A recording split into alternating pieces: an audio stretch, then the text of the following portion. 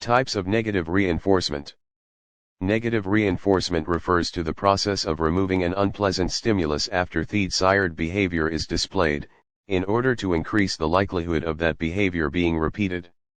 The word negative in the phrase, negative reinforcement means simply to take something away. It is this removal of a stimulus that is intended to strengthen a desirable behavior. Negative reinforcement occurs when performing an action stops something unpleasant from happening.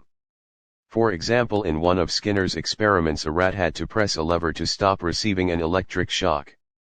There are two main types of negative reinforcement. Escape conditioning, training of an organism to remove or terminate an unpleasant stimulus. In escape conditioning, a person's behavior causes an unpleasant event to stop. Consider the case of a child who hates liver and is served it for dinner. She whines about the food and gags while eating it. At this point, her father removes the liver. The whining and gagging behavior has been thus negatively reinforced, and the child is likely to whine and gag in the future when given an unpleasant meal. This kind of learning is called escape conditioning because the behavior of the child allowed her to escape the liver meal. Avoidance conditioning, training of an organism to withdraw from or prevent an unpleasant stimulus before it starts. In avoidance conditioning, the person's behavior has the effect of preventing an unpleasant situation from happening.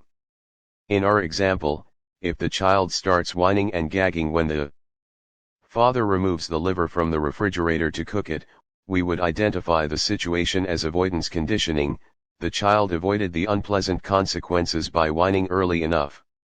The reinforcer here is the reduction of the child's disgust not having to eat liver.